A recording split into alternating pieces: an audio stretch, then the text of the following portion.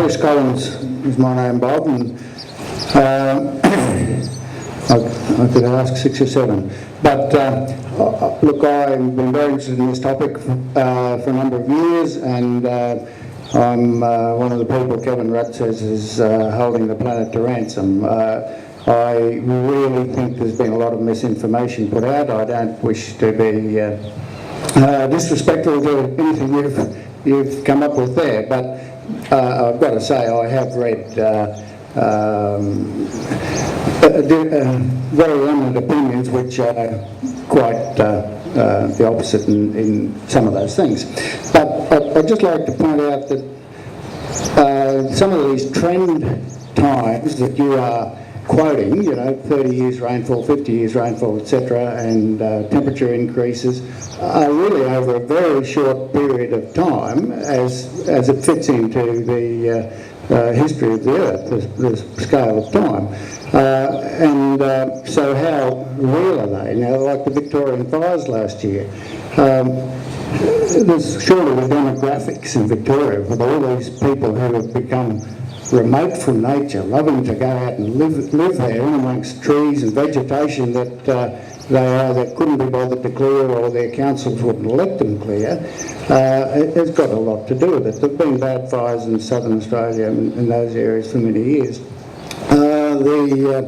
So that's got the extreme events. All what I do is have a bit of heavy rainfall, and governments these days, because they like to pander to the people, declare it a national disaster. And out here, people laugh at me when they'd say, the Whitton Shire's now declared a disaster area. Do you think it's a disaster? We think it's great. We've got some rain. And then the councils can rush to government and get 7 million to fix their roads. These now, I presume, are extreme events. The temperatures, what was the base? How are they measured? Often the thermometers were placed at airports.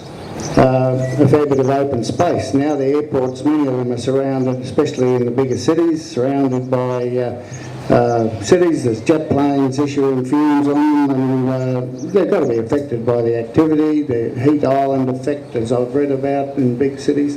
I really think some of these things are a little bit stretched. Is there a response that you might make to what Bruce is asking? Yeah, look, thanks. Talk to us about.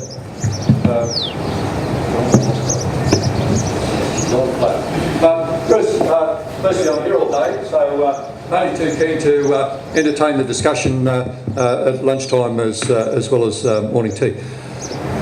Climate has changed enormously through the eons. There's nothing new about that. It is changing, it will change, it will continue to change. The issue that is evident by the data that has been presented today is that the rate of change is quite extreme, and the rate of change is consistent with the concern of the modellers into the future. So the two are aligned. And the issue is that climate will change, it will continue to change, we'll have to adapt. This is not about questioning whether climate changes through eons of time. What we're looking for looking toward here is a rapid shift in what we are used to, and we're going to have to adapt. And that's what the data is saying. But the temperatures are being collected through Stevenson screens. They're consistent throughout the globe. It's a standard recording process that is used consistently throughout time. My question was David Akers from EPA in Longreach. The question I had was that you identified, the key message that you identified was the need for people to be able to start using business modelling that takes into account planning for climate change and adaptation. Are those options there now, or is that sort of still a developing industry? Sort of where should people start looking for guidelines in that area? Yeah, look, thanks, Dave. I think it's an important point because I do stress the need for business modelling. And in particular, the use of the ANZ 4630 risk assessment framework. It's been around for a long time. Business have used it for a long period of time to manage the uncertainty of finance and stock markets and all sorts of things. So it's really structured to manage uncertainty. And what you're looking at here is managing risk, looking at likelihood and consequence of events, and then using scenarios to place what your decisions may be if that did occur. So it really is a window of opportunity as much as a tool for managing risk, and it is available. And if anyone wants to have a yarn to me about it, I can give them a hand with that. It's Sue over here. Thanks, hello. Dave. Bob? Mike? Beg your pardon? Please. Yes, hello, Bob. Yes, probably, like, I've been a convert a few times. I've gone from one side to the other, and I change sides as the facts change. Now, I commend you on adaptation. We have to adapt no matter what. So it doesn't come into the debate. We must adapt whether it's natural or whether it's man-made. But so the key point that I would make is I've been led to believe by the other camp that temperature leads CO2, and I believe you just told us that CO2 leads temperature. Now, are you absolutely sure about that? You'll put your hand on the Bible and say that CO2 leads temperature, when the other fellows who, some of them were scientists that were IPCC and got out and had to take legal action, threaten legal action to get their names off the IPCC reports and everything, they say the opposite. Who is the likes of laymen like myself supposed to believe? Because it's not a personal thing. I'm sure you're a nice man, but Thank you. Not many people would have said that. but I tend not to believe you. I'm No, sorry. look, thanks. I think there are two things in the question that you raised. One is its temperature is rising, and it's rising rapidly, and we've got to adapt. We have managed extremes and variability in the past. We will do that in the future. It's just that there's some more substantial changes, and we're going to have to think a little bit more about it. The question that you directly asked, which was to do with the issue of which one follows what.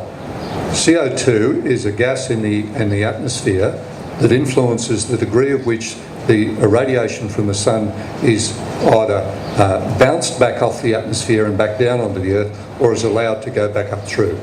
So if you go back to your early days at school in terms of your biology classes, you would have been very clearly made aware of the fact that if you start to increase the CO2, then the amount that is reflected back out of the atmosphere is reduced, and the amount that is reflected back to the earth again from the atmosphere increases. So the answer to your question, when on the Bible, is that to the best of the scientific knowledge that I have been exposed to, and to the best of my knowledge, that in all instances you rise CO2 and temperature will follow. Does the ice back your story up? Does the ice, like the history within the ice and so forth, support your theory, or does it support your opponent's theory? Well, the difficulty with it supports my theory. Right? The difficulty with the graph that had 400,000 years of data is that it's a huge amount of time squashed up. So the degree of resolution, if you like, in looking at the graph and saying, well, which one came first, isn't quite as clear as it could be. But if you were to start to partition that data out and look at 100-year intervals or something like that over a wide curve, you would see that the temperature is following the CO2. Thanks, Bob.